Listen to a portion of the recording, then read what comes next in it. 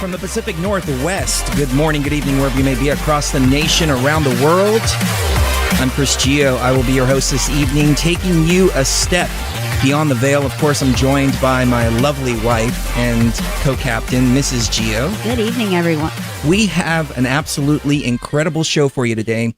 We have a live question and answer coming up in an hour with Mitch Shultz, producer of DMT The Spirit Molecule. Imagine a world with no boundaries. Imagine a world with infinite possibilities. This is your world.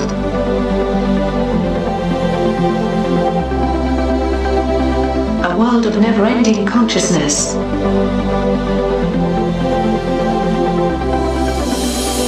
Welcome, fellow star seeds, indigo and crystal children. The universe is yours, to forge as you wish. You must heal what our parents have destroyed. Into the darkness you will bear the light. Have no fear. We pass the torch to you. As you step beyond the veil.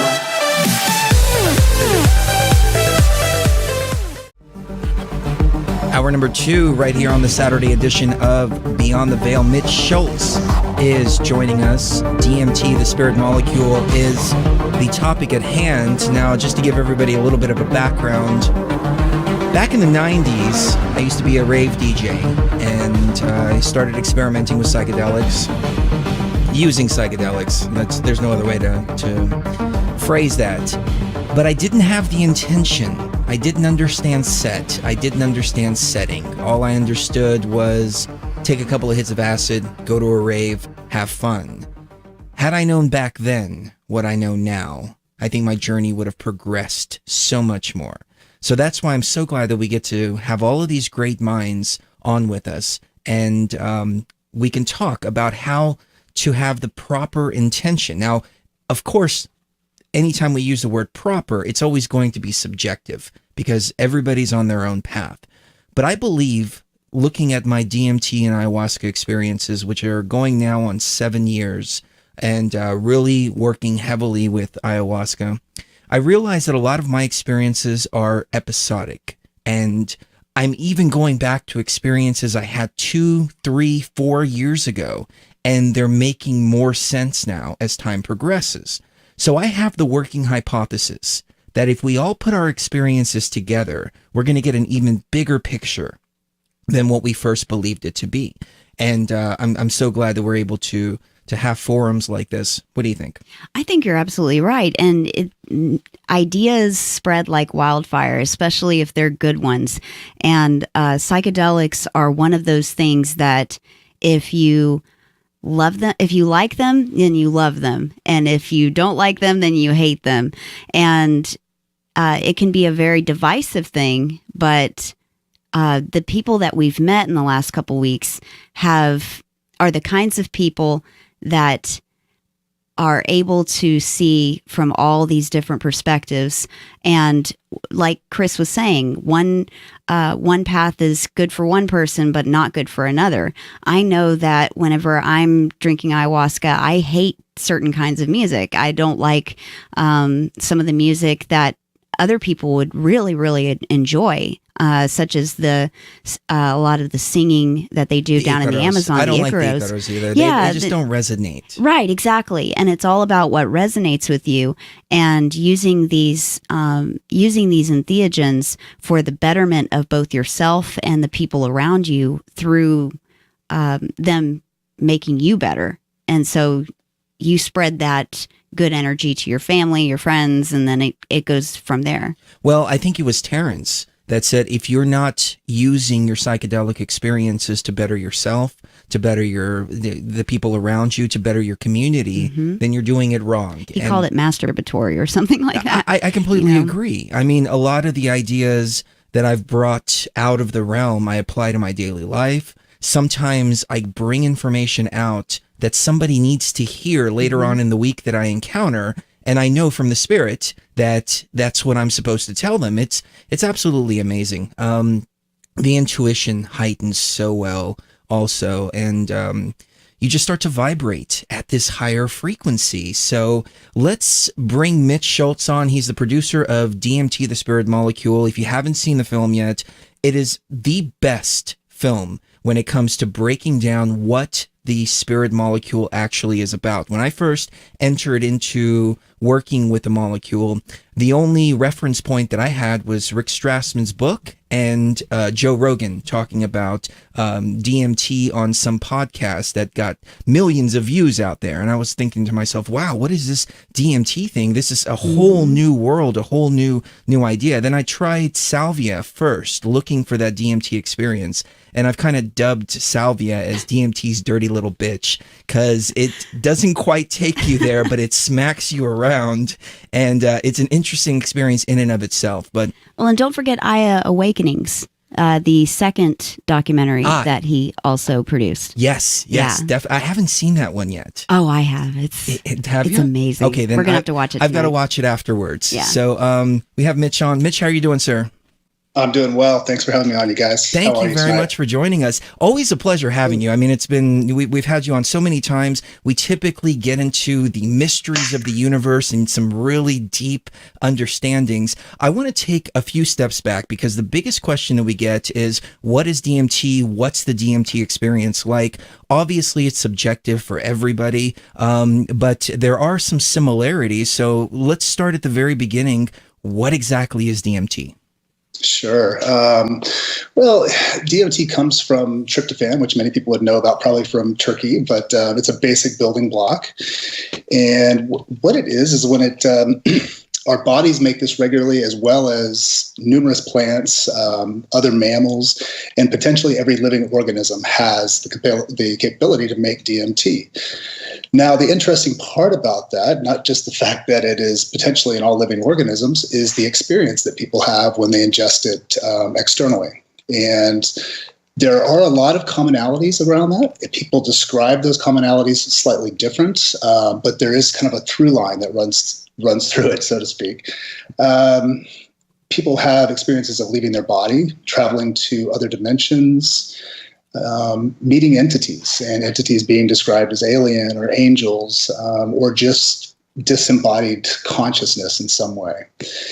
There are a lot of fractals. There's a lot of color. And most times, with the proper set and setting, people get very mystical and spiritual experiences, and come back from that really trying to wrap their head around what that was. And you could kind of go on and on with all the different experiences and what they mean and what we try to tease out of them. But it is a very subjective experience. I think it fits differently with everybody, an individual's life, and where they are, what they've come to the table with, where they're going. So it's hard to nail it down. And quite honestly, there just is still not enough information out there for us to say this is emphatically what it is and this is what it does. We don't know what that is. Very well said. I remember when I first started using it, I didn't know what to expect, and I didn't know how far you can go. And I always had that feeling of, oh my God, I got to hold on to my body. I got to hold on to my body, leaving the experience. We had Joe Rogan on the show, and he's like, why are you trying to hold on to everything? You got to let go of everything, man. Everybody wants to hold, like, oh my God. But I find that the more people that I talk to, that's their biggest concern. Mm-hmm. What's the experience like? And it feels almost as if, and I don't know if you get this, almost as if people want you to talk them into doing it. And I think to myself, well, if you need if you need me to talk you into it, then you're not quite there yet. But I remember having those exact same questions though too. So what do we tell those people? Well, I think the main thing, especially if you are helping somebody experience this, is I can't tell you what the experience will be like. I can give you some clues, but still it will never meet what your expectations are. It will go beyond that. And trying to fully explain what that is, I find in a lot of ways just falls flat. So the biggest thing for me is to be able to make sure that people understand that they're in a safe environment, that they are with safe people, and that whatever happens, there's somebody there to take care of them if need be, or just be able to walk them through the process of what unfolds. So I think just a reassurance that everything's going to be okay is the main thing from my end, because again, just explaining what the experience is, it just doesn't do it. You just can't put it into words. And there's been some amazing people that have tried, and Terrence being one of those great poets. But even then, it just doesn't quite resonate the same way through somebody's description as it does through your own experience. So. I completely agree with you. One of the questions from, and I'm probably going to butcher this name, Lamingal Sunyu Benkis. Obviously not from the United States. These are the kind of the simpler questions. Have you seen the Machine Elves, and any thoughts on them? Sure. Yeah, I think, you can describe them again 1,000 different ways, 1,000,000 different ways, infinite number of ways. They a lot of times do have a mechanical element to them. Not always, but there is that sense. I think Terrence's background from an Irish tradition probably brought some of that elfishness to that, because I've experienced all sorts of different things that you could say, okay, maybe that's an elf, or maybe, but again, it's just there's a quality to it that we can't quite capture in this human state and through our own perspective, and we do our best to try to do that, and a lot of times that can come out with only what we know or what we've heard about, and I think a lot of times that's influenced by other experiences and other people's experiences. So I've experienced a lot of different entities for sure. I think you're onto something, because there was an experience where I went in with the intention of being tapped into the universal consciousness at all times. And I was presented a microchip, and it said, go put this in your brain wherever you want to put it. And it said, don't be afraid of its form. I'm just putting it in a form that you can understand. So I wonder if the same applies to these entities we encounter. And that's why people see so many different things. Maybe it's the same intelligence source, but it's whatever that person can understand. Mm-hmm. Yeah, and I think again, we just do our best to try to wrap language around this stuff, but in so many ways it's beyond language. And we're just using whatever metaphors that we have from our own toolbox, so to speak, to try to explain that. But, again, these things are just beyond the human experience, at least from our current state of understanding of what this is. There really is no way. Somebody asked the question just in the regular forum, how do you prepare for a DMT trip? And I put that meme from that gangster movie where the guys are laughing and they're just Goodfellas. Yeah, Goodfellas, and they're uncontrollably laughing. I'm like, and he said, I'm prepared for a DMT trip. It's hilarious to even think that you could be prepared for that. And so my advice, at least for first timers, is to just completely clear your mind. You need a clean slate, and not to go in with any real clear intention. You just have to experience it for yourself, and then you go in with intention later. But that first time, there is no way to prepare, in my opinion. What do you think? There is and there isn't. I think the best way to prepare, if you will, is really, this is where set and setting comes in, and knowing who you're with, trusting those people, and knowing that they're there to take care of you if necessary.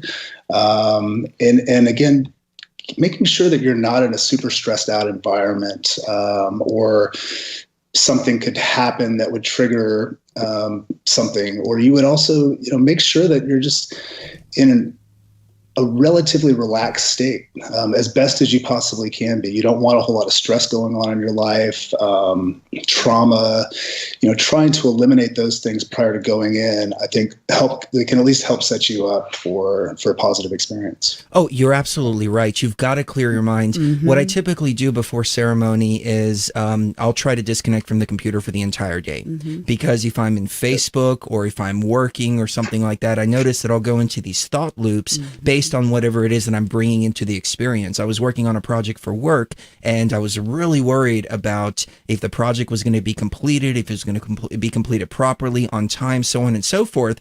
And I go into this experience looking for spiritual understanding, and the only thing I can think about is the meeting I had with the CEO of the company just earlier that day, and it was just loop and loop and loop. You can't do that. You've got to clear your mind. Yeah, it makes a big difference. And again, just making sure that you're in a safe environment with people, that there won't be any side distractions, I think makes a big difference as well. Yes. Another question from Patricia Bautista. She said, I've had multiple DMT trips and I've had breakthroughs and traveled to the far side, the side at the end of the tunnel. I would like to know what your interpretation of these other beings are. Are the people we see in our DMT trips our creators or ourselves? I think they're one and the same. My perspective on the universe and God or spirit is that it is all one living entity, and living is kind of you got to take that with a grain of salt. Whatever, our understanding of living is different, but it's aware, and even the other person around the other side of the planet is just as much a part of me as I am of them. And there is no separation in that. So I think we're seeing aspects of ourselves that we might want to label as other or something outside of us. But I think those forms are fractal pieces of us and of it, if you will. This is a much bigger, more complex entity than most understandings of God. This has gone on since the beginning, and it will continue to go on. I don't think they're separate, but I think that there is something there that we can gain and learn from as we start to explore these realms. And just that alone of saying, wow, this element or this entity or this being is me. How do you start to wrap your head around that?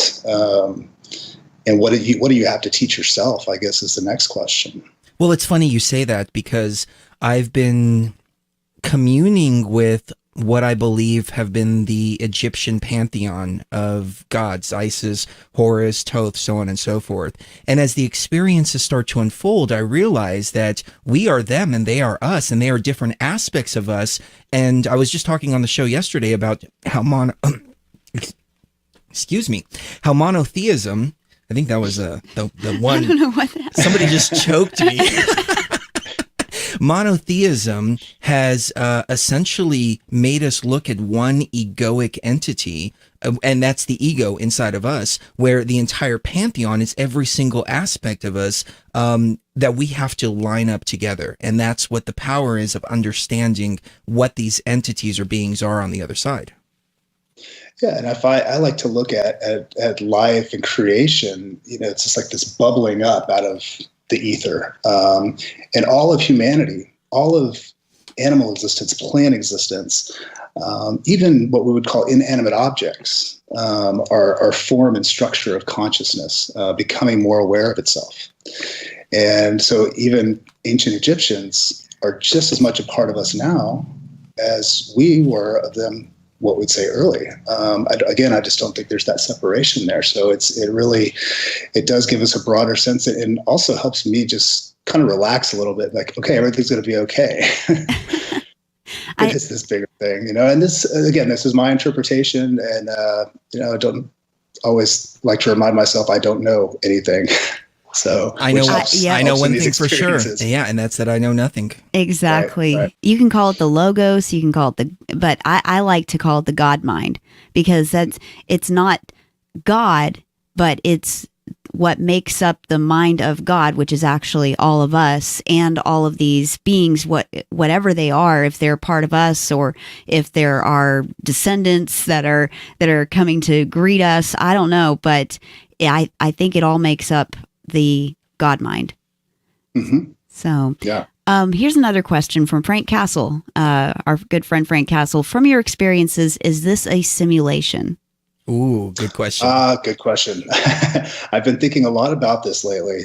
There's been some research going on Nick Bodstrom, who has been looking at using supercomputers to test whether or not we live in a simulation. I think there's something to that. At the same time, I think it's just a new metaphor, and it took a technological development to get us to a place to even ask that question.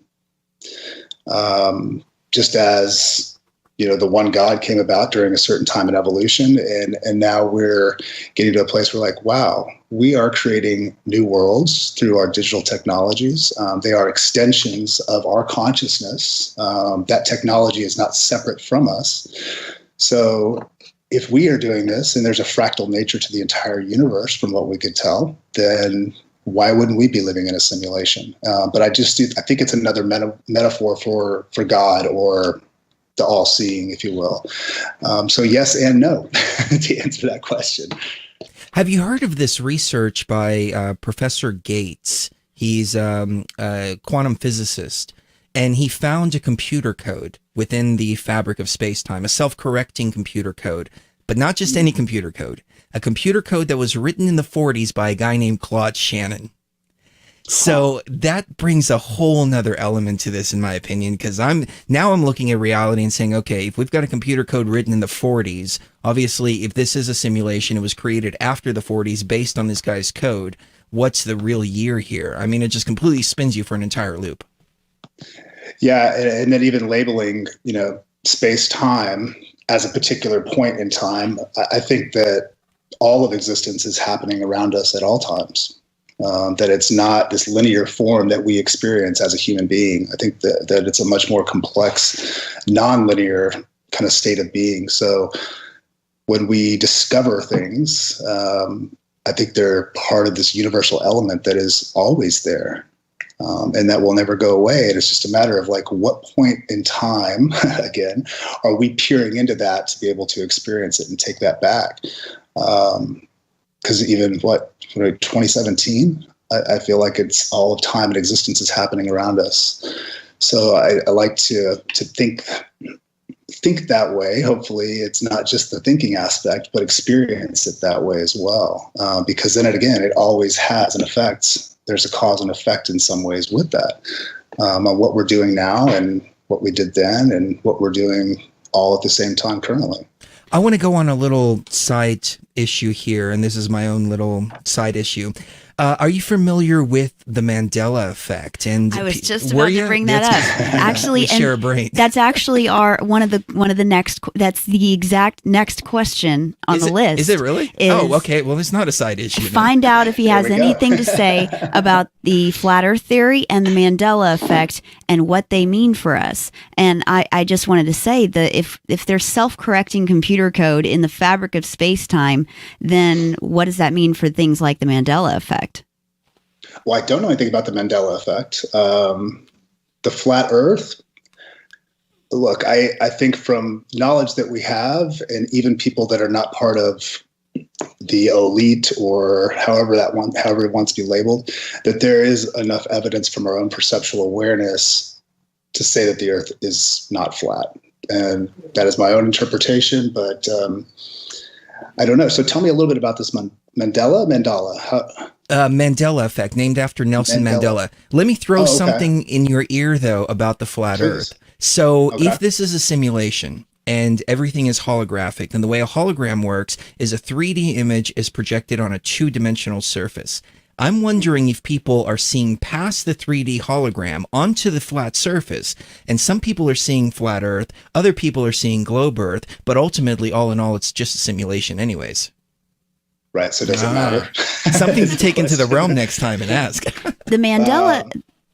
Go ahead. The Mandela effect is a phenomenon that people have noticed throughout the last couple of years. And for example, before it was named, we're hitting a break, so we'll be right back. I wasn't watching the clock. I should have been. But we will get to Mandela effect right on the other side, because this is just some interesting stuff. Don't go anywhere. We've got Mitch Shultz, producer of DMT, The Spirit Molecule, and Ayahuasca Awakening. Mm-hmm. Ayahuasca Awakening. Fantastic, because... I do want to kind of get into that, the difference between DMT and ayahuasca a little bit later. Don't go anywhere. The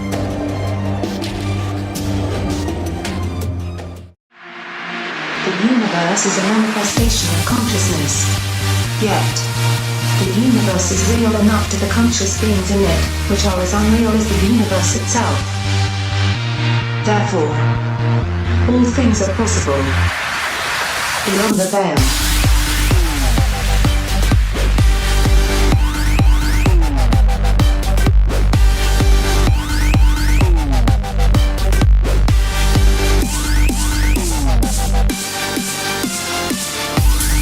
All right, we are back with Mitch Shultz. We're going to kind of shift the topic a little bit over to Mandela effect. All of our regular Beyond the Veil listeners are already very familiar with this topic, but I want to enlighten Mitch on the subject. So, Mitch, let me ask you this first and foremost. In Snow White, when the queen goes to the mirror, what does she say? Oh my gosh, I haven't watched Snow White or read that in a while. Tell me. Oh, come on, it's the famous one. The Snow White, when she goes and looks in the mirror? Yeah, when the queen goes in the mirror and she asks, who's the fairest one of all? I don't know. Mirror, mirror on the wall, who's the fairest of them all? Yeah, what does she see, though? No, well, not what she sees, what she says. Oh, what she asks. Okay, yes. Mirror, mirror on the wall. Mirror on the wall, yes. Doesn't exist anymore. Now she says, magic mirror on the wall, who's the fairest of them all? Jaws. The famous line, we're going to need a bigger boat. Yes. Doesn't exist anymore. It's now, you're going to need a bigger boat. What's another one? Lucy, that show, Lucille Ball. Lucy, you got some explaining to do. That doesn't exist now. Doesn't exist in this timeline. Field of Dreams. If you build it, they will come. Now it's, if you build it, he will come. Yes. So the Mandela effect is based on Nelson Mandela's death. And essentially, people remember him dying back in the 80s. And then some people remember him dying just a few years ago, as our current timeline says that he died. And so people started finding all of these different anomalies in the timeline. Like, hey, wait a minute. I remember I remember Darth Vader saying, "Luke, I am your father." And James Earl Jones has been on many interviews saying, "Luke, I am your father." Doesn't exist anymore. Now it's, "No, I am your father." Mm-hmm. So they're noticing little different changes in the timeline. The biggest one is the kids' book, Berenstain Bears, that has been changed to Berenstain Bears. And people have been running down to their attics running up to their attics, running down to the basements, grabbing these books and saying, hey, wait a minute. I learned to read with this book. It was Berenstain Bears. It's Berenstain. So we do a little bit of research and we find a website, 80scartoons.net, and they list all of the episodes as Berenstain Bears up until a certain date. Then it changes to Berenstain Bears on the Wayback Machine. August 20, It gets even better. Yeah. The trademark attorney has several different bios in different places, lists it all as Berenstain Bears, not Berenstain Bears. Now, you would think that the trademark attorney is going to remember it correctly, yes. right? Right. So the Mandela effect are all these little changes. And the theory is that timelines have merged into one another. Some people legitimately remember the old timeline. Some people legitimately remember the new. We have people from different timelines now, and nobody seems to know what the heck is going on. Very interesting. I don't know anything about that. I'm going to have to dive in a little bit more to pick my own brain on that. I don't know. It'll send you down a rabbit hole. Yes, I've sent so many people down this rabbit hole. It's not even funny. Brooks Agnew, one of our hosts here, he thought it was ridiculous at first, and then he calls me up a week later. He's like, "I have been researching this for 5 days. I can't figure out what the heck is going on." Yeah, I'm under I'm working under the hypothesis that we have somehow managed to shift this timeline. The Donald Trump timeline. You know, I don't necessarily think that Trump is the best thing since sliced bread, but I think the old timeline, which was the old oligarchy, and old power structure, would have led to nuclear war and possibly disaster, but we were able to shift it. And so I use the Donald Trump marker as just a way to mark, like, this is where the new timeline started here. What are your thoughts on shifting timelines, things like that? Well, again, I'm not a quantum physicist or anything like that, but my sense of time is really just, and I guess through my own experience, just based off of, I mean, I've traveled back. It's such an interesting way to look at it, even, but to different points in my life that I felt like I was reliving. And these weren't just memories, not just a memory recall, but going back and physically feeling like I'm there, moving around in that space, understanding emotional elements from that time period, that my emotional states are quite different than they were prior to that. So I think these things exist at all times. So I think when we have like let's say, well, even just kind of a coincidence that might happen, I think those are like different elements of our consciousness or different elements of ourselves coming in contact with one another. So I guess there might be a little something to that. Now, I don't know about how do you shift timelines for billions of people on the planet. I don't know that. And I don't even know if I want to go out there and try to understand or try to wrap my head around that. But I think that these things are going on around us at all times. I think so too. Have you experienced any anomalies where buildings pop up out of nowhere, or a location disappears that was there, and then you're going back through your memory and saying, am I remembering this wrong? There was a series of hotels around the corner from our house that just appeared literally out of nowhere. And Frank Castle came over, and he came from out of town. He was looking for a hotel. I said, there's a ton right down the street.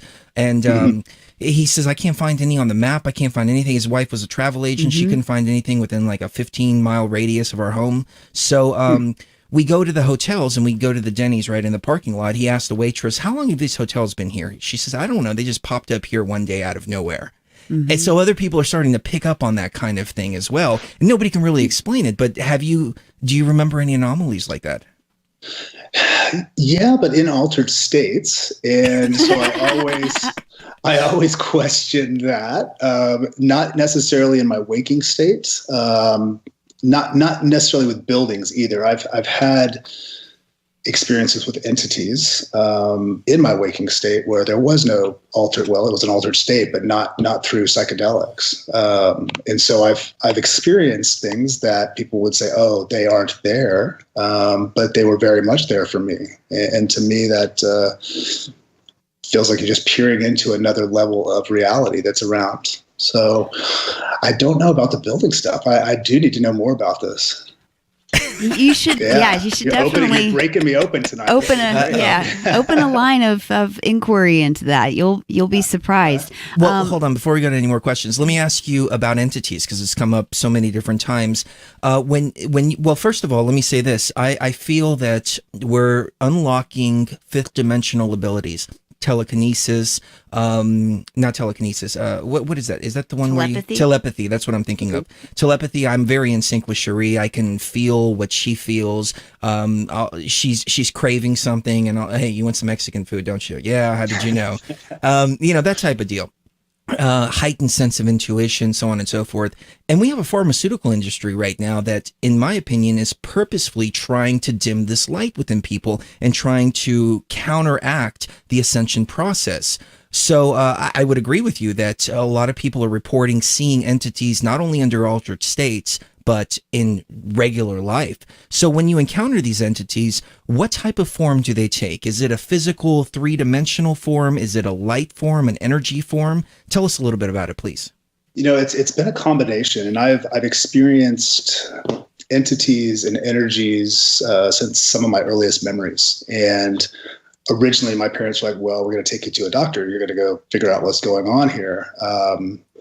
But I don't have any psychosis in the family. I had these experiences, and I learned how to just shut up about them. After a while, you get kind of a funny look when you bring them up, especially this is way before I even tried a psychedelic. But they always seem to have an element of being there to guide me or to teach me something. And after looking back at them and having that experience and saying, okay, well, they don't seem to be harmful, or there doesn't seem to be an element of negativity, then what is there? What am I trying to gain, or what is trying to be imparted on me? Sometimes they've been angelic. Other times they've been alien. Sometimes they've just been almost a shadow, but there's a communication going on. Telepathically, a lot of times is how that happens. But it's a very different resonance than, having a dream or saying, "Oh, I'm just kind of waking up and it's, something's going on." They seem to resonate in a different way.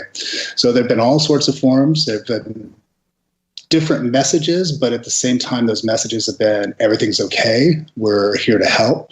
And they always seem to come at difficult times in my life when I'm trying to figure something out. And it usually projects me into a different direction, or a different way of thinking about a situation. So they've tapered off a little bit and then they pick back up, but they've been part of my life. From some of my earliest memories, like I said. Well, the big question obviously is, are they external, or is it our higher self speaking to us? Could these be helpers from Alpha Draconius, or what is that? The one that the star seeds come from, the Palladians, things like that, Palladians. Or is it something else? Yeah, I get back to that. All of this stuff is us, and we are it, and I am you, and so it is our higher self, or higher. It is the higher self, and again, it's just a matter of like, what am I needing at that time? Is how this thing shows up. And I've experienced Palladians, if you will, or even witches, but they're to me, they're all part of me, and they're all part of everything. They're not separate. Even though they can be experienced that way, I don't get a sense that they are separate, because they're very much aware of what I'm doing, where I'm going, and my actions. I kind of wonder if Terence McKenna was right in what he was saying about the plants and how they know you and everything about you. And I was shown in a vision one time that I was talking to a plant, and the plant told me that all plants talk to each other, and when you commune with one plant, you're actually communicating with the entirety of creation, because everything is all connected so deeply that plants in particular, you eat a plant and then you're taking in that plant, and that plant becomes a part of you. And they love when we eat them because they're information traders. And when you are imbibing them, you're trading your DNA information with them, and they're trading their information with you. And it becomes like a holy communion. And looking back to the question about the Mandela effect and these time shifts and that kind of thing, what do you think about Terence McKenna's time wave theory? Well, I've talked to Dennis about this a lot, actually. We have too. Yeah. Have you? Yeah. Yes. I would probably lean a little bit more towards Dennis's side on this. I think there was some great exploration that was going on there, but he also feels that there was probably a lot of chemical aspects that were playing a role in. And maybe being a little delusional even at times too, because I've experienced this myself with what I think is happening. And that's the issue, is when we think. When we don't think and just let it be, that's the magic, and that's where it is. Now, that's much easier said than done. And I don't know. It's a tough one. I don't think anybody knows. So it's just all speculation. But I think that all of these things are part of an ongoing evolutionary process that's much bigger than we are. And we could try to scientifically, even esoterically break these things down. But information, if we go with, there was a big bang and all of existence, sprung into form, starting with that point, but the evolutionary connections and molecules grouping together and becoming compounds and creating physical matter and creating at least life on planet Earth. That's been an information change over and over and over, and a constant reactionary, give and take, with information being passed on to generation to generation to generation, to life form to life form to life form, through plants, even through large societal wars, and how those things become part of an epigenetic structure in how we understand the world. Well, that makes you wonder then if we are all literally one molecule, and we've just shifted over and over and over again as Branched fractals branched out, and then we're going to reach a point of singularity again. I don't think we're going to reach a point of singularity. I think we're in a singularity. Mm-hmm. That's what it boils down to. Even talking about going to a singularity or to this place of singularity where I think we're already there. We're just becoming more aware of being part of that singularity, if that makes sense. I think the singularity is when we're talking about something, and then I just got a message that said now the shift in timeline you're talking about is actually mentioned in Hindu readings, and I think the singularity is when things are happening so quickly that your brain can't even keep up with how fast things are moving. And and everything is so interconnected and synchronistic that whatever you're thinking or doing at any given time, all you have to do is turn on your computer and you've got a million other things that are exactly like that are also happening, all in like little pockets all over the world. Right. And a lot of times the singularity gets talked about as moving towards this emergence with computer technology or silicone technology. I don't think that stuff is separate from us. I don't think the technology that we're creating right now is separate from us. I think it's an extension of us. It's an extension of our consciousness in the universe trying to become more aware of itself. So I don't think we're going towards it or developing it. It's doing itself, and it's part of us. Just like I would guess if you buy into the evolutionary theory that we came from other primates, do you think that the primates had any idea that they were evolving into us? No. I doubt it. No. Right? Yeah. And I kind of get the same sense with this technology that there's a new form of life or consciousness that we're evolving into, because evolution isn't something that just stopped after we read about it in science books that, okay, everything's done now. We've evolved to where we need to be. I see this thing as continuing on. It's funny you say that. I've gone through DNA upgrades and different processes in my experiences, and they could be just spiritual, but I'm wondering if maybe they're actually physical changes. And as we start to explore these realms even more, these states of consciousness, we start to change to the point where the 100th monkey effect takes place. And then all of a sudden the entire species changes, right. The entire human race, just like we evolved from hominoids up to where we are now. I'm under the hypothesis that there was a monkey walking around, saw a mushroom, ate it, and then another one ate it, another one ate it, and then they started to evolve because of that. Well, and now looking into the 21st century, I mean, we started out as apes eating mushrooms, and now we are continuing, but with a purpose, with a very purposeful intention of evolution. And you see that with Silicon Valley. You've got millionaires that are, microdosing with LSD, DMT, and mushrooms every single day. They microdose, and they're reporting, a lot more creativity, being able to be better at your job. But they are pushing themselves toward evolution instead of just letting nature do it. Well, you made this example earlier, and I love the way you framed it. Back then, the monkeys just picked up a mushroom and ate it. Now we've gotten to a point to where the shaman are brewing ayahuasca. It's a whole new method, a whole new technique, almost as if a leveling up, because you can't get DMT the way you can just pick up a mushroom and just eat it. We'll take it even a step further. Now we're figuring out the exact temperature to brew it at. We're figuring out the exact pH. We're breaking this down to a science on how to make a really strong brew every single time. And we're even extracting the molecule out to use it in different forms and so on and so forth. So there has been an evolutionary process in even the way we use psychedelics.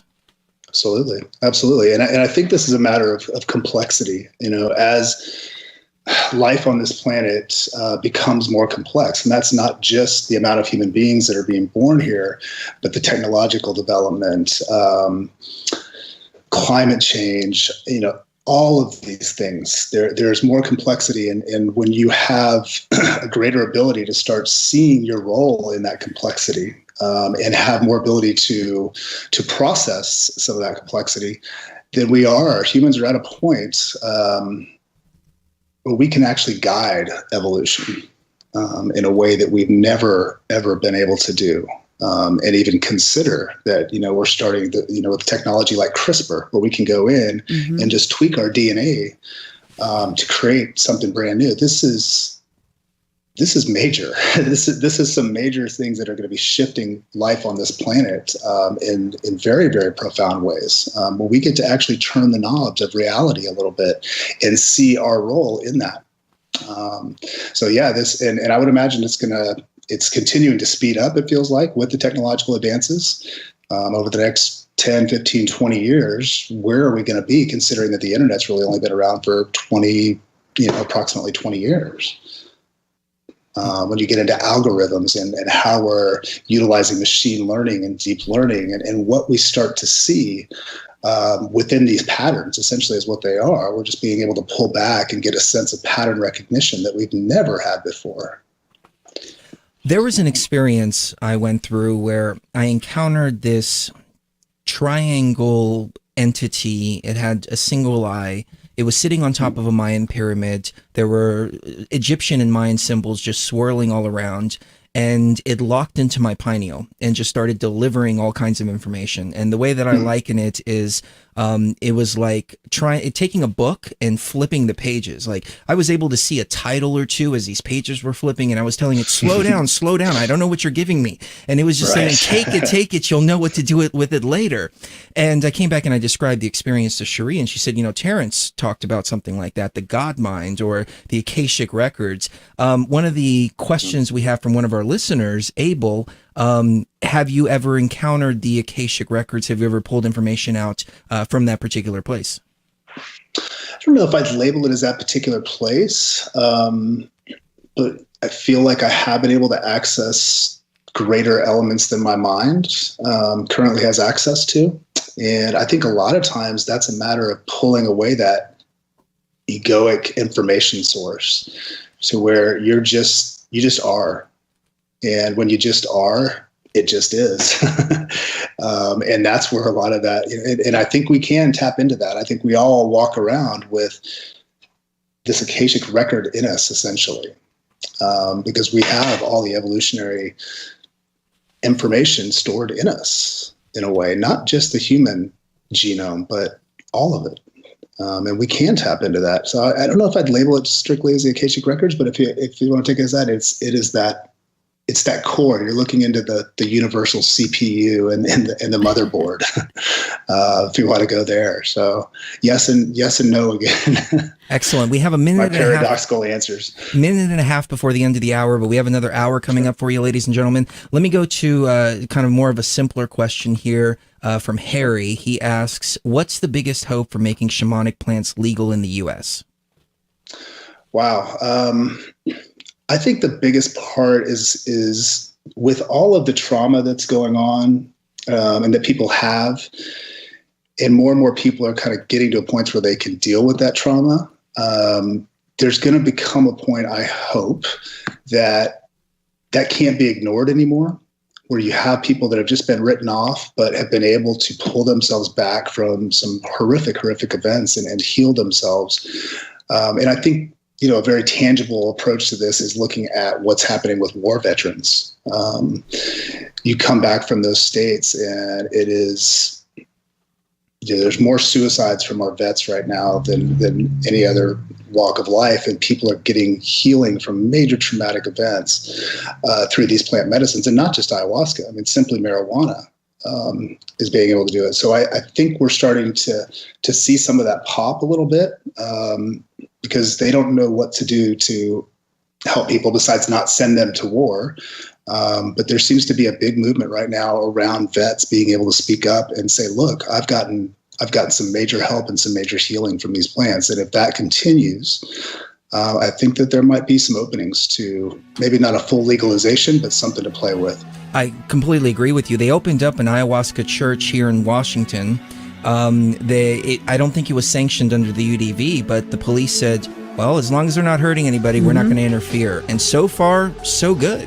So maybe the states will take it upon themselves like they have with cannabis and just give the people what they want. We'll be right back, ladies and gentlemen. Another hour coming up right here on Beyond the Veil.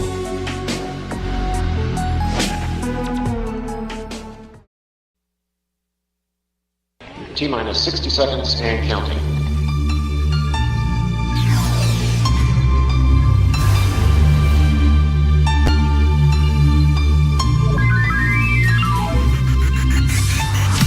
Welcome, fellow traveler, to phase 3 of this journey.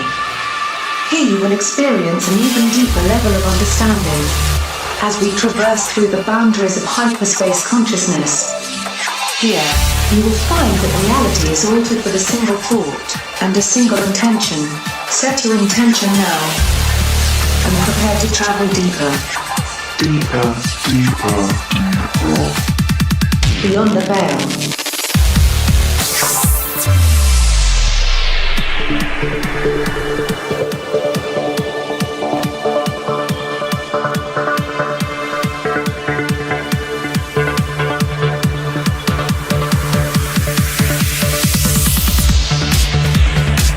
This is an absolutely amazing show, ladies and gentlemen. Mitch has just been awesome, and he works his butt off just as we do, so he's taking the time tonight. So everybody write him an email, tell him thank you, and check out DMT The Spirit Molecule and Ayahuasca Awakening, which I want to get into here in this hour, and also the difference between DMT and Ayahuasca. DMT obviously is the first step into the realm for many people. A lot of people wait and go down to the Amazon and drink ayahuasca, which is actually the most traditional way to do it. I haven't had the time or the opportunity to do that, unfortunately. But working with the plants, Joe was actually the one that told me this, Joe Rogan. He said, why are you waiting? There's no reason to wait. Just do it. You don't need to go down to the Amazon. He even said, why go down to the Amazon and get bitten by bugs and sleep in the dirt and all that? He's like, just do it in your living room. He really brought a whole new perspective to the table. So Dennis McKenna is going to be joining us in, when is it, this week, next week? You know, I'm not entirely sure when, but it should be within in the next couple weeks. You're going to have to tune in every single week then, but it will be in the next couple of weeks. We just talked to him just yesterday or the day before and confirmed a date with him. And we're going to try to make every Saturday show this video style and presentation and more of the out there topics that we don't get into on the Friday show. Actually, we do get into it on the Friday show. I can't help it. It's in my blood. Yeah, I know. Ayahuasca is in my blood. Speaking of, we need to have Peter Gorman back on. Yes, he has some issues with his with being able to get up early the next morning if he comes on a broadcast. So, well, we can always do a pre-recorded show. We can always do a pre-recorded. Yes, especially since all of the audience out there has been so great about sending the questions in. It's really changing the dynamic of the show, in my opinion, because you can hear from my mind all day long, but when we bring everything collectively, I think that's where we get to the answers. Right. It's less of a broken record. I think in the next couple minutes, maybe we should go over some questions that we received personally over the week. Somebody said, does anyone else use their drug experiences to alter your consciousness in hopes of understanding other realms or dimensions? I used to be really fascinated with the experiences and hope to understand God/goddess, the angels, and ultimately death. All drugs, particularly psychedelics. I'm clean and sober now and studying shamanism. Very interested in ayahuasca, though, and what it does to your consciousness. Can anyone else relate to my journey? I definitely can. I went through a period of sobriety before I started working with DMT and ayahuasca. I came in with a clear consciousness outside of the previous experiences. So I was where you are right now when I started my journey. And first of all, it's understanding yourself, because you can't understand the gods and goddesses until you understand yourself. And there is a lot of work that goes into it. You have to break yourself down. You have to face some very traumatic experiences in your life. Because what happens is, on an energetic level, you get tethered to these experiences. And I see people who have had experiences in the childhood that they still carry with them into their 40s, 50s, 60s, and it becomes a part of who they are. Well, you have to take your light sword and cut the tether that binds you to that particular energy. But before you can do that, you have to face it down, which can be very terrifying, but it's so healing afterwards. And so there's a constant upgrade process. And anyways, we'll be right back.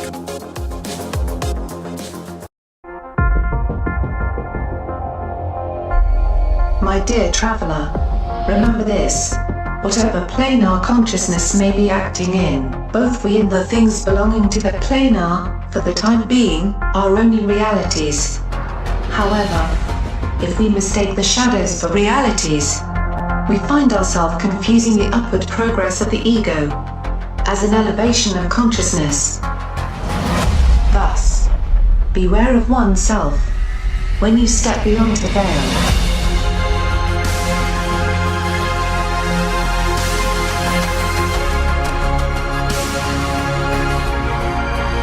So synchronistic with what I was just talking about. Beware of oneself when you step beyond the veil, because that's the most terrifying thing that you'll encounter. But once you break that down, then you can really start to build yourself up based on what your higher self is all about, as opposed to what the Matrix has programmed you to be.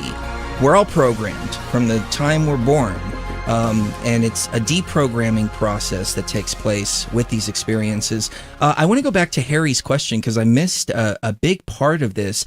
Mitch, Harry was the one that asked what the biggest hope for shamanic plant legalization in the United States is. Now, he also posed this question too. What if we had kind of a reverse cultural outreach, for lack of a better description, of tribes sending members to the U.S. to learn how we do it here in the West and maybe share some of these experiences?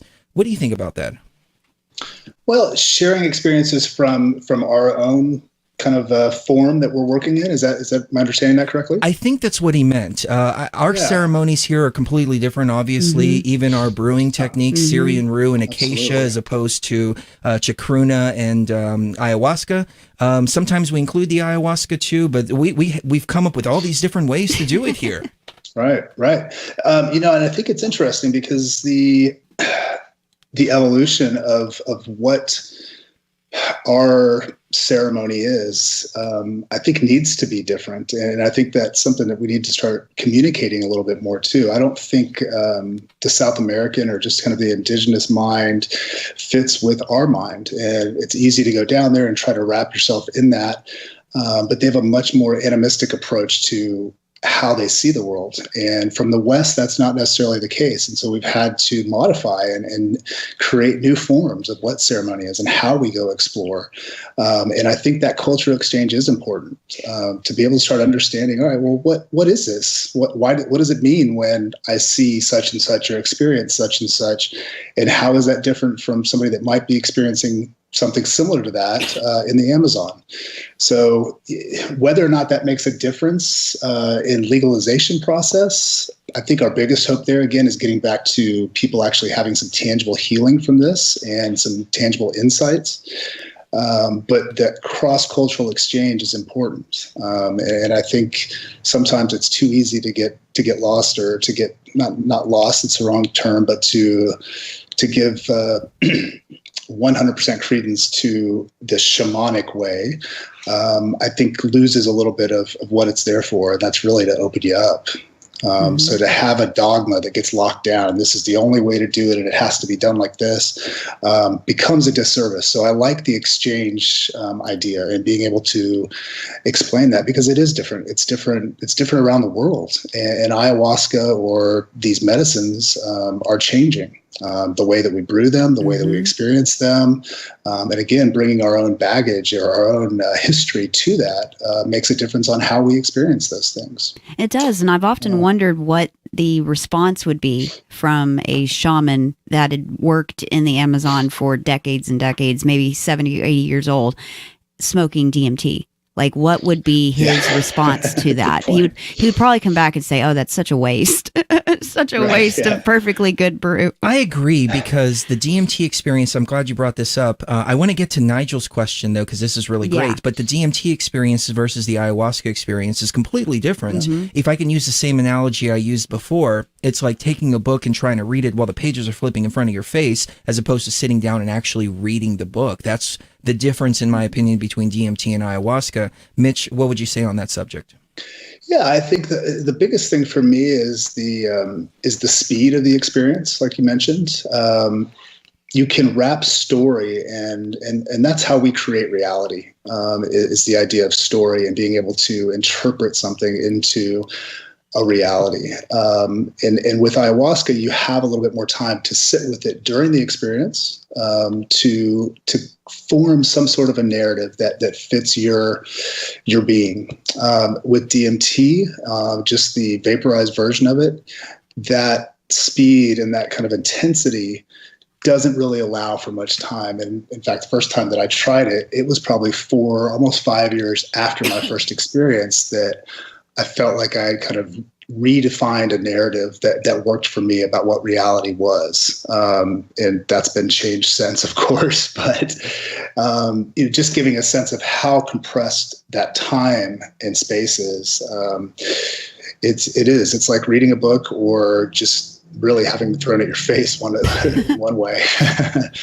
So the narrative and the story aspect is probably the biggest thing for me. How am I understanding it?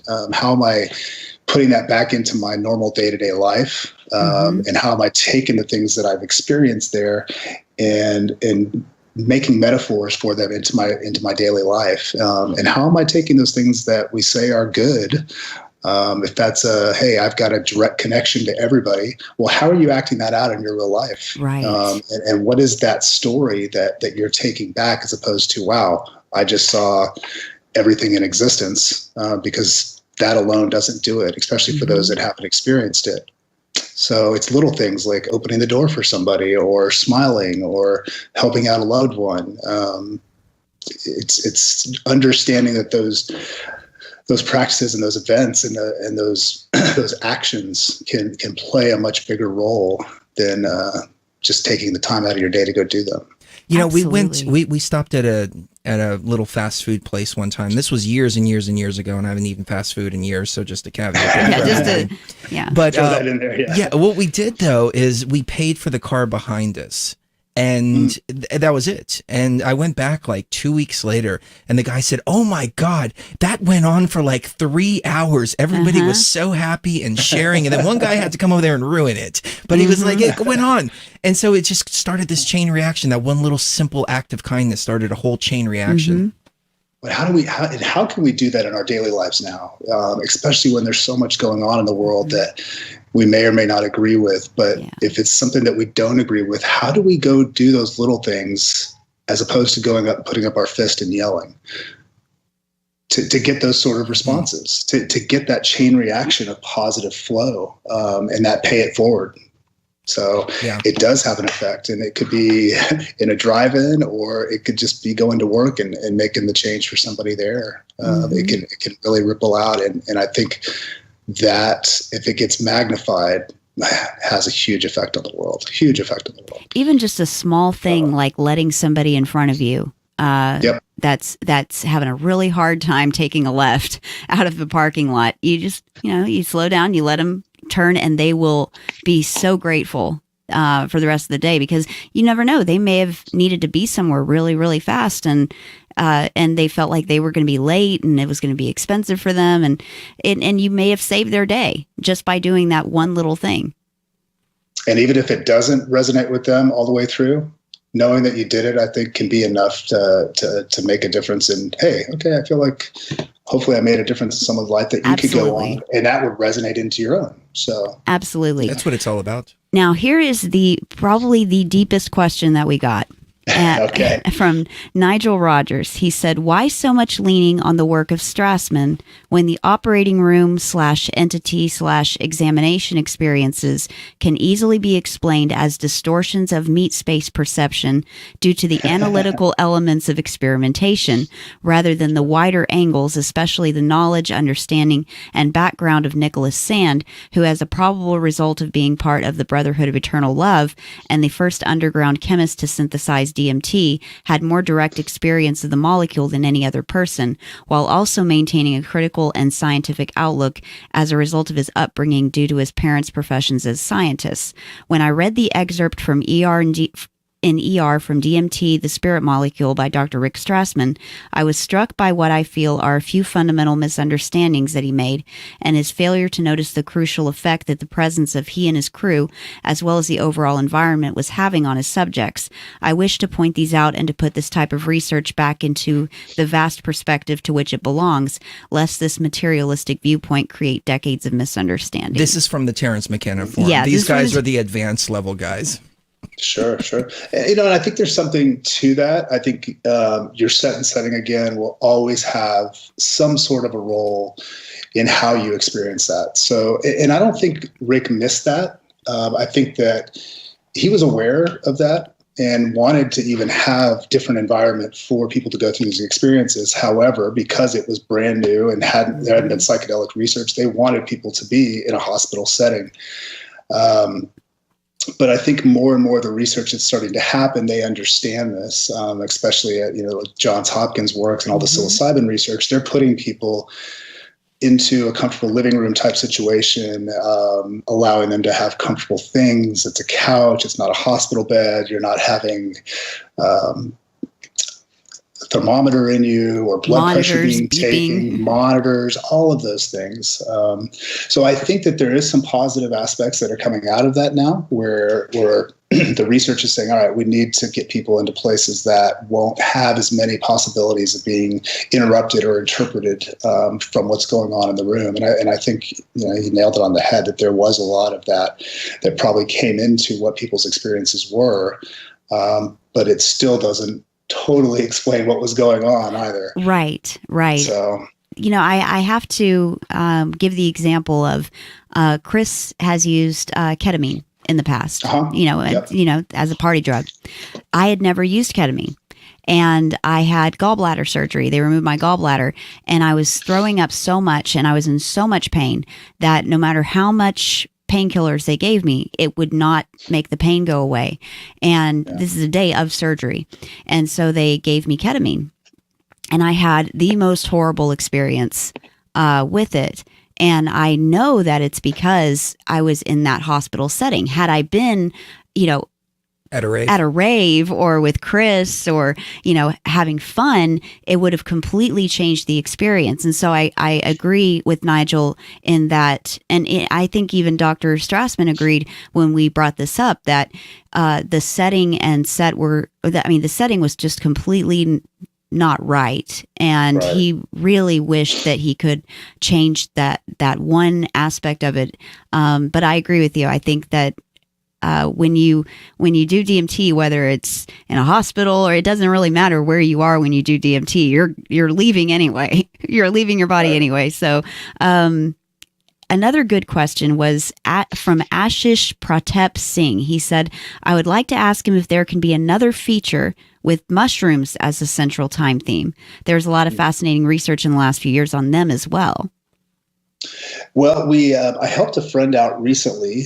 There's a film that he produced, Robert Barnhart, called A New Understanding, The Science of Psilocybin, where they looked at the research that was going on at Johns Hopkins, UCLA, NYU, with the doctors and also some of the participants in the study. So if you haven't seen that, I would highly recommend checking that out. You can find it online. A New Understanding, The Science of Psilocybin. So there has been, a documentary made on that. There's probably 1,000 more that could be made, especially with a lot of the new research that's coming up. And you mentioned ketamine. Ketamine's starting to come on and be part of not just for pain management, but also for depression. And people are using it from doctors to do those sorts of things. And so I think, even Dr. Strassman's early work has helped open this whole field of things from being researched. And there are a lot of other documentaries that can and should be made from these studies. I think he was asking for you to make one. Because we want to see Mitch Shultz's take on psilocybin.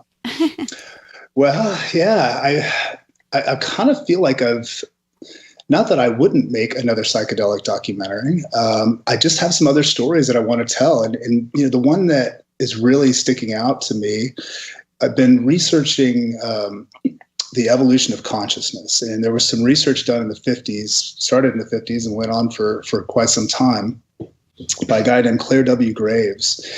And he was a professor of human development. They were teaching kind of traditional models of how humans grow throughout their life. And, here you are as an infant, and you go through these different stages. And most of the ones that were out back then said there were 7 different stages that we grow through. And through this man's research, which first off was never actually published academically because he died prior to releasing this information, but he found a fractal nature or fractal patterns within our consciousness. And that held on an individual's life form, but it also would equate to the entire species. So we can equate being an infant and being a newborn to kind of a hunter-gatherer lifestyle, to where everything was about just, primordial urge, like how am I going to eat? How am I going to fight? And then as complexity begins to grow in somebody's life, we can see these things on an individual's life again, and all the way on a species level. So that's the documentary, and I think DMT is a part of that.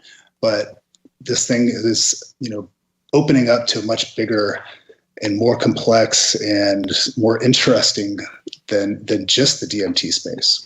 Right. So I do have other stories, but I could see making other psychedelic documentaries. We'll see what happens. Awesome. Hope that makes them happy. Hope that makes you happy out there, Ashish. I have to agree with you. I think Terence McKenna was right in the time. That's why the time wave theory appeals to so many people, because you see the similarities between the rise and fall of a relationship in your life and the rise and fall of an empire. It's the exact same kind of, hemlines fall and raise as empires are falling and raising. And, but another question, and I think this is more of a health related question, was from Mindright. He said, in which degree does smoking DMT affect the lung health, or vaping ingestion through the lungs? I don't know if I'm sorry, go ahead. Oh, I was just going to say, in my experience, I've never had a problem with lung irritation. However, Chris has had some pretty, intense issues with his chest hurting if he tries to hold it in too long or he does it too much. Yeah, I just don't know if we have the answers to whether or not, that it is causing something. I've had some discomfort myself. I've seen other people that have never really smoked anything in their life. And so just the simple act of inhaling something can be very problematic and very uncomfortable for people, where there's a lot of coughing or not being able to hold it. There's an irritation. So, I guess putting any sort of outside substance in you will have some sort of an effect, not just on the psychological side, but on the physical side as well. Luckily, that vaping is a lot better than just smoking directly. So you're not combusting that stuff, and it becomes just the vapor form. But there is something to it, and I think some people are more sensitive to it than others. I think they are too. And people pointed out that since you have to hold DMT in for like 10, 15 seconds, it can't be good for you. Another one said, I also had breakthrough experiences without holding it in for that long, but I also assume it's not the best thing to do to your lungs. Maybe in time we can figure out better methods that will bypass those more, those less savory aspects of it. Steve Templeman had a good question. In his opinion and conjecture, if the U.S. government continued its investigation into psychedelics after the cessation of Project MKUltra under differing black programs, what information could be gleaned that a nation state would find beneficial or profitable, etc.? I don't think they can. I think if they continued their research and they found out, well, some of the MK Ultra stuff and some of the stories that have come out of that, they're not telling people before dosing them is a big issue. To me, it's a psychological rape in a lot of ways. And so you're going to get some very strange and horrific things that could potentially happen when people don't know that they're going to go through an altered state such as that. But if the continued research was going on, I think that they'd find that people become much broader in their perspective, and they can see through a lot of the BS, and that they become ultimately, hopefully, happier people and more content people with their own lives and the universe in general. So, if they are continuing and they see it as a profit, I can't imagine that they would pull that from some sort of a profit motive or even a mind control motive. I can't see that happening. I think there's better ways to control people's minds, and advertising probably being one of the keys. Oh, absolutely. And I don't see how they could make it that profitable unless, and that's a big caveat, unless the public opinion swayed so hard against things like Suboxone and traditional treatment programs for drug addiction and that kind of thing, and the public perception was shifted over to things like ayahuasca or ibogaine or these substances that really do help with addiction and addictive personality issues. That's the only way that I could see that happen. Yeah, and because of all the opiate aspects that are going on right now, and it's killing a lot of people. And these are pharmaceuticals, not just heroin. That these are the things that can start to make a big difference, and maybe there will be an element of that. But how do you turn that into a profit money making thing? You shouldn't. You shouldn't. And I think we're starting to see the downfalls of treating health as a moneymaker, particularly in this country. It doesn't do us any good to do that. And when you're talking about people's life, to turn that into an economic issue, it falls short, and I think does a disservice to all of us, quite honestly. So. Excellent. We have a question here, but we have a minute and a half left in this segment, so let's not get into the question just yet. Sure. Well, and I just want to follow that up with one more thing. The mental health industry in this country has overstepped, and they've been overstepping. They're putting kids on psychoactive drugs at like 4 or 5 years old. Right. They are engaging the public in some kind of game where they convince you that you're sick and that you need to take these medications. And so you start taking these medications. The medications make you feel worse. The side effects are horrible. You don't have a sex drive anymore. You just gained 40 pounds in a month, and you can't pee or something like that. And they say, no, you will die if you go off of these. And they convince you that you need these. And when you have a society like that, the only thing that I can think of that would radically change that is psychedelics, specifically DMT and ayahuasca. I think a good diet and exercise first and foremost. Yeah, of course. Lifestyle changes. Then looking at the psychedelics, because that changes. But your basic core operating system, if you eat fresh, healthy foods, not non-processed, and you get some sort of exercise, many of our health issues go out the window. So we can combat it by simply doing that, or having people go through that process before they have to give their lives up to pharmaceuticals. Right. I completely agree with you. They're way overprescribed and very dangerous. I mean, Deadly. My mother died of stroke, heart attack, and seizure after taking Zoloft. So anyways, we'll be right back, ladies and gentlemen. Final segment, but it's a long one. We've got a couple of really great questions still in the queue, so don't go anywhere. Take a deep breath and relax. as we continue to journey deeper beyond the veil.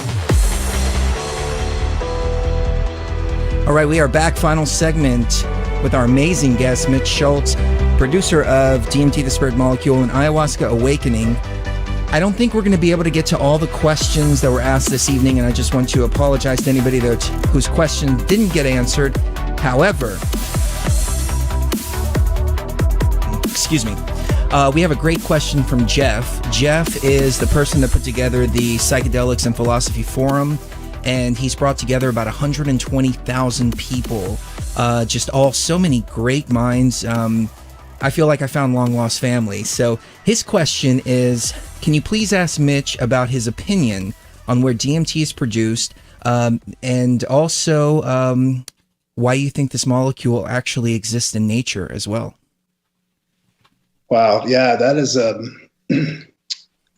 that's a tough one. Even whether or not it's produced in our pineal gland, to me, I think that becomes irrelevant. The fact that it's in our bodies alone is something to marvel at, and something that scientifically we should be looking at more, because it doesn't take away that somehow DMT is part of our normal existence, and even our understanding of what reality is. The fact that it's just there.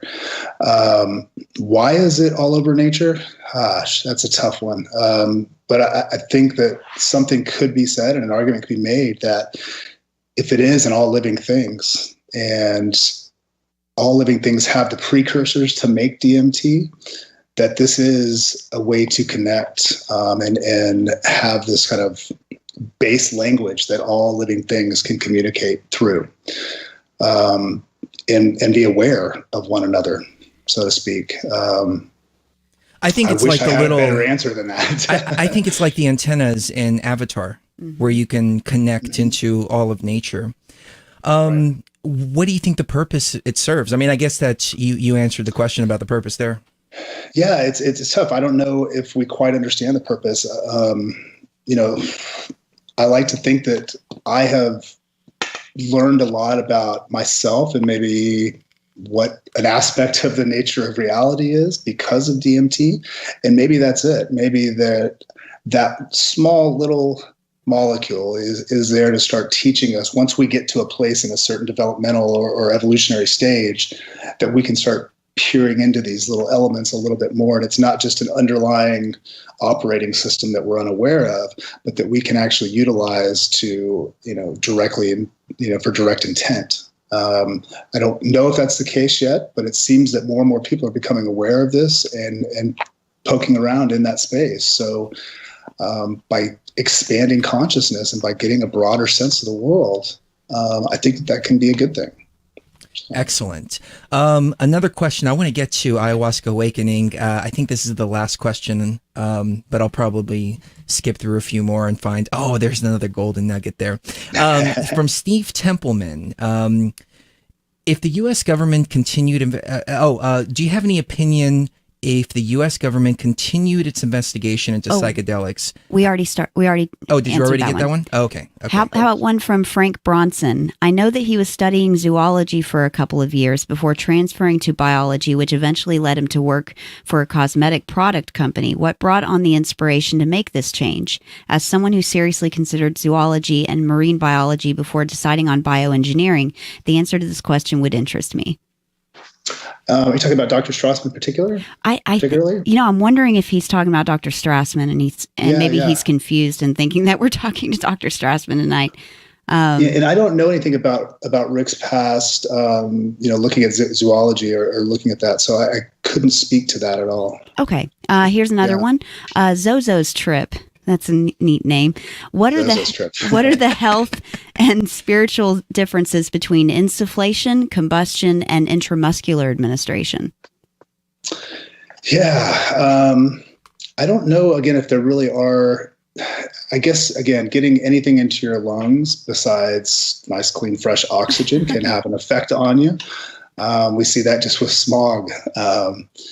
And I've never tried an intramuscular injection of DMT, so I can't speak to that.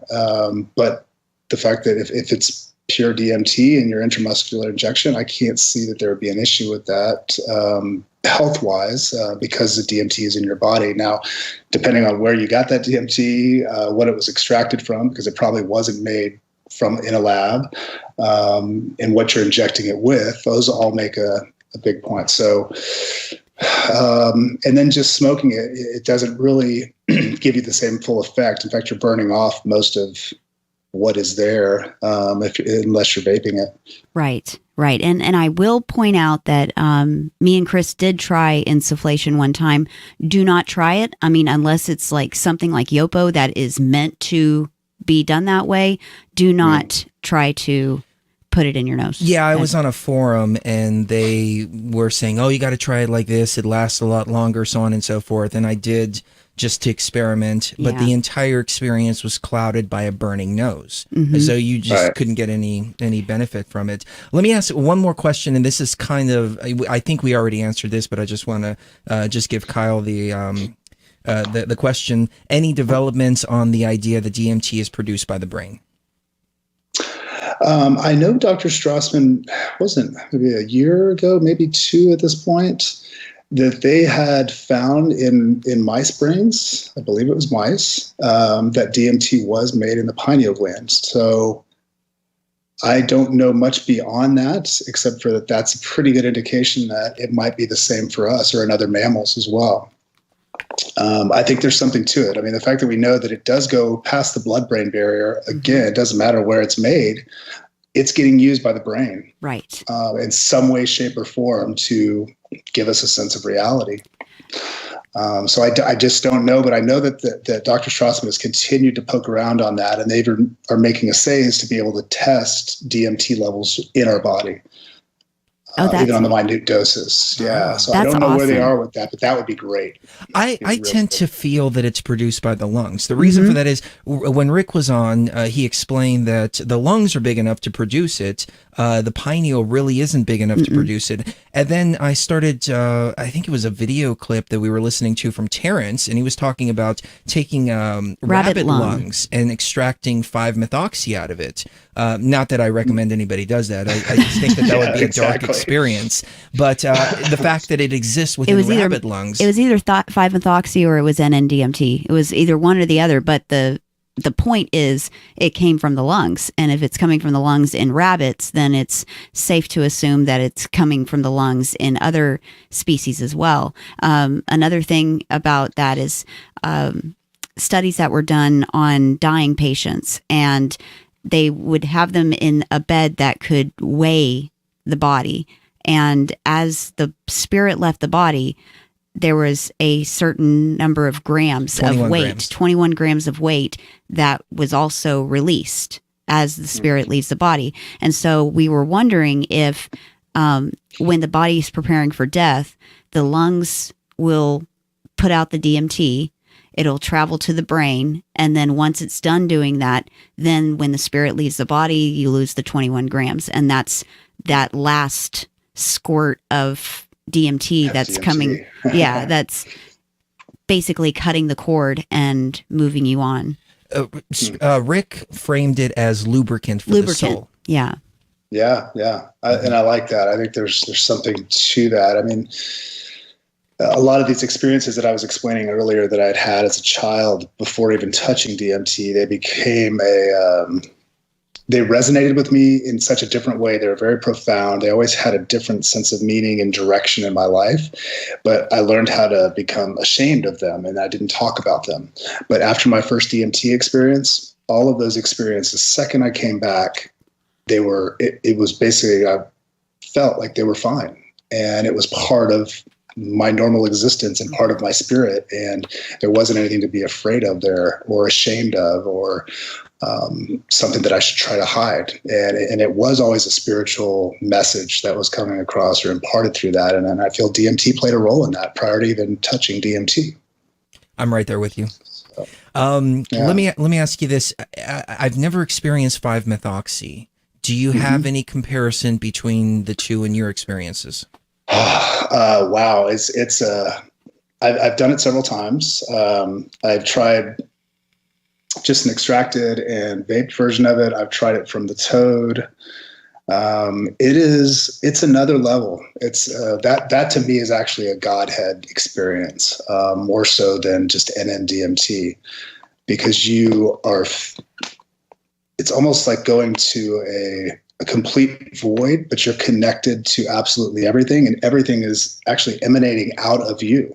You become God, and it's not in an egoic sense, because it's extremely humbling, the experience. And at the same time, you can. It doesn't take very much of it, so you have to be very careful when you are ingesting it or vaping it. But that to me was a game changer, and probably more so than my first DMT experience, my NMDMT experience. Really? See, I've heard that it's not very visual, and that you go into a place of blackness, almost as if it's oblivion. And the description that I heard scared the hell out of me. And I thought to myself, I don't want to experience that. But listening to you describe it makes me go, you know what? There's probably other doors of perception that need to be opened. Great. I hope I'm not doing that. I think you're doing that for everybody. That's what happens. Yeah, I know. Yeah, it is another realm, and it's almost like with the NMDMT experience, you take all of this information, it gets crunched down into these little bitty bits, and it takes all of it and pushes it down into this really tight, metaphysical space. Whereas with the 5-MeO, it opens all of that up, and it's pure vibration, and it's that vibration that you feel is everything. It can be a little frightening. I will say that, and even physically, your body, your blood pressure rises, your heart rate seems to pick up, and that's why you got to be very careful about how much you're taking, because it is just a fraction of what you would take with NMDMT. Wow, I'm going to give it a try. I promise somebody that okay. If it ever comes across my sphere, I will try it. But I'm not going to go actively seek it out. But now I may actively seek it out. We'll see. In the last 10 minutes that we have, let's talk about Ayahuasca Awakening. First of all, your websites. I'm so sorry for not plugging those earlier, but where can people go? Well, you know what? We're in the process of moving everything over to servers, and so everything is down right now, unfortunately. But when we are back up, we'll have thespiritmolecule.com. And then Mythify, which is a new platform that we're developing, and that is mythaphi.com.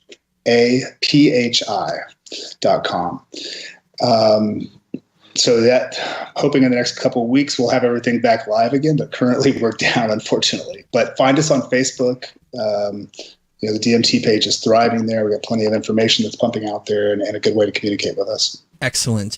So the difference in dynamic between DMT The Spirit Molecule and Ayahuasca Awakening, as I said, I haven't seen the second film. I imagine that the first film was about explaining the molecule. The second one is about explaining the ritual behind it. Well, and I want to make sure I'm clear. So Aya Awakenings, is that the one you were talking about? Yes. That one was directed by Rakrazam from Australia. And I kind of helped guide that in some ways as an executive producer role.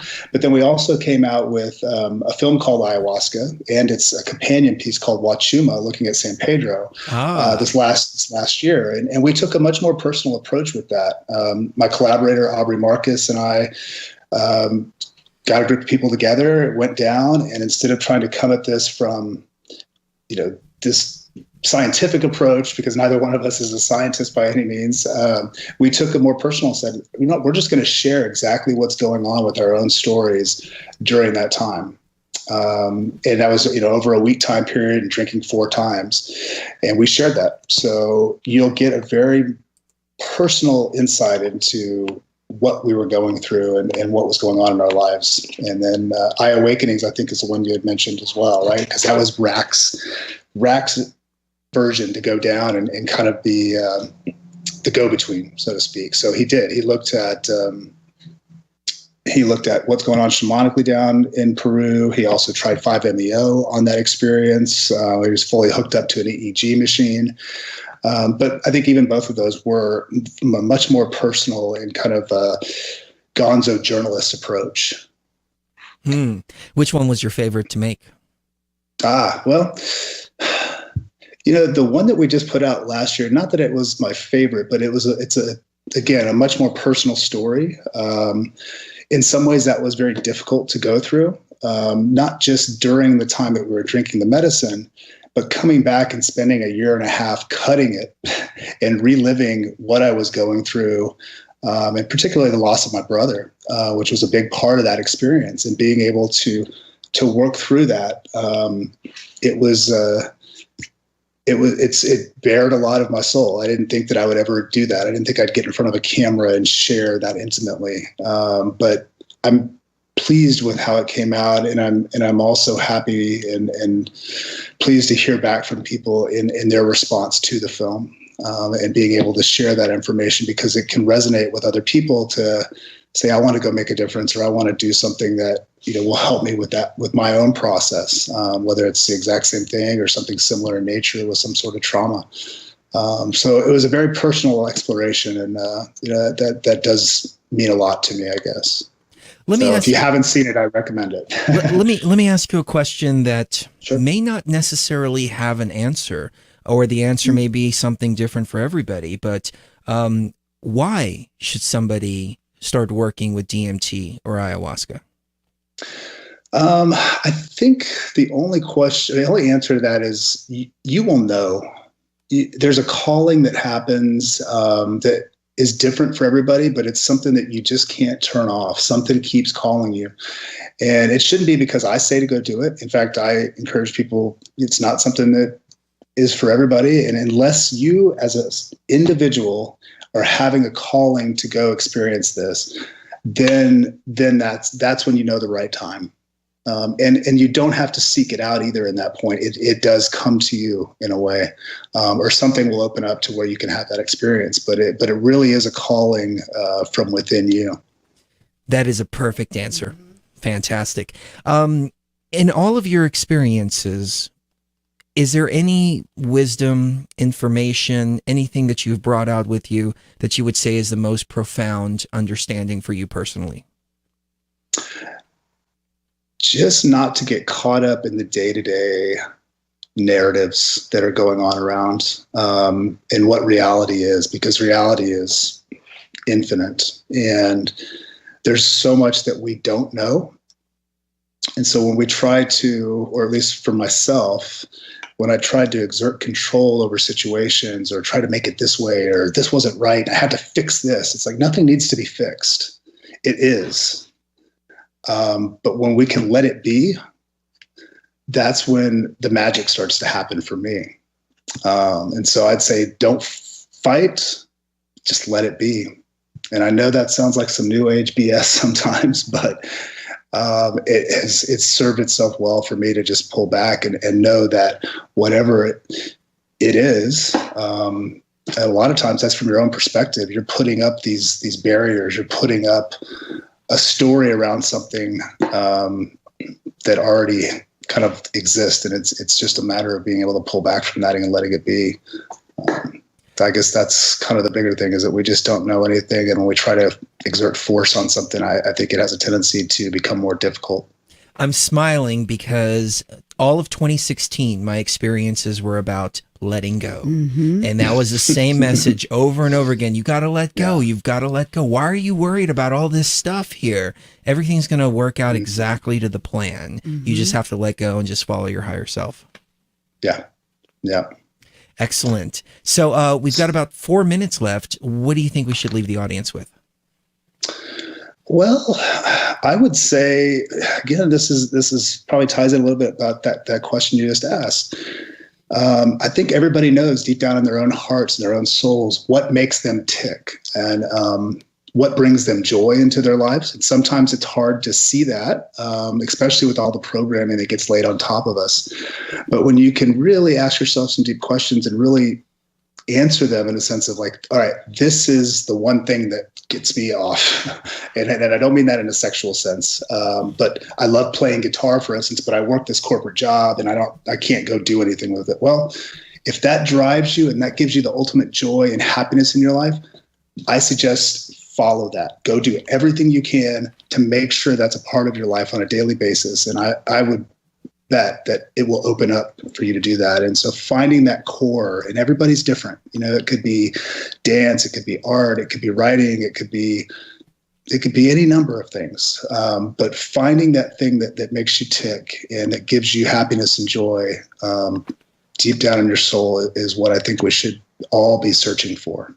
I completely agree. A lot of people look at a job as a chore. Mm-hmm. If you start looking at it, in my opinion, as a tool to accomplish your dreams, then all of a sudden the dynamic changes. But you've got to follow your dreams. You can't just give up. You got a job, you've got a career, so on and so forth.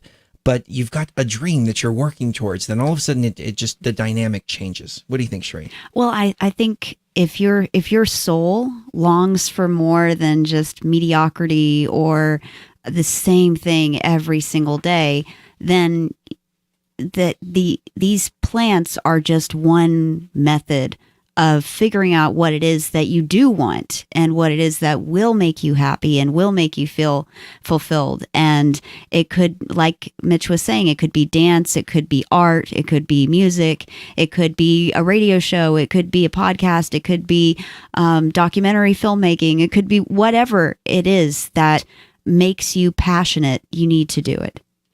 Yeah.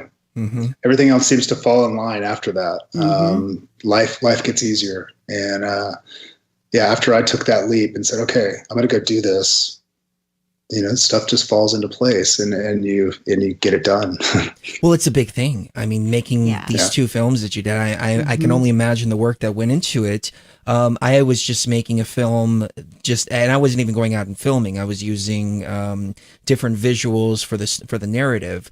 And that in and of itself, just the editing process is just tremendous. So, but you got to meet a lot of cool people in the process, though. Amazing people. And I mean, looking back and, not just the people that we interviewed for the film, which were mind blowing. And I felt like I got a whole nother degree out of just that experience of sitting down and interviewing people.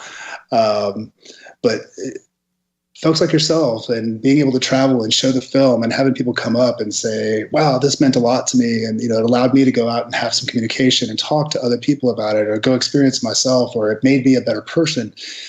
I'm blessed and I'm grateful. And that's what I had hoped for with the work that I do and not just DMT, but trying to connect and hopefully have a little spark for somebody else. And that to me is, why I do what I do. And it's great to have people reiterate that to me, that happens. And again, just the people that I've met, I just, I can't even put it into words. It's amazing. Well, I think you've pioneered something great because Rick did a great study, wrote a great book, but you put it in an audio-visual format. Yeah. And you legitimized this spirit molecule in people's eyes, in my opinion anyways. And that is breaking the way open for all kinds of healing in the future. If we can just get our legislation up to par, we have so much opportunity now. Big Pharma should be shaking. Really? Because I think they are. I think they are too. Yeah, because we have a very heavy healing medicine here. We didn't even get into the medicinal part or the healing element of it. Let's see, 1 minute left. Ego dissolvement. Somebody asked me to ask you that earlier, but ego dissolution. Yeah, it's there, then it's gone if you get enough in you. It is. And, that could be the most frightening thing. And I think my first experience. That's what scared the hell out of me the most was not having control. And that's where the ego comes in. The ego wants to box it and fit it into the right frame. And it's got to be this. But when that ego goes away, it's not always fun and dandy times. It can be harrowing. And it's something to be aware of because once that ego is gone and you've never had an experience like that, it's pretty overwhelming.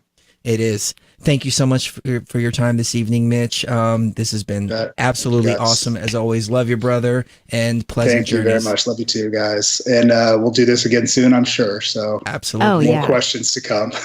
Ladies and gentlemen, thank you very much for tuning in this evening. And if you missed part of the show, we'll put it on YouTube. You can go to tfrlive.com, beyondtheveilradio.com. You can always catch us on iHeartRadio too. We've got a 24/7 Beyond the Veil live stream for you. And kiss the one you love right now. You never know when the last time is going to be. And keep your thumb to the sky. And don't forget to your towel. We'll see you next week. Love you guys.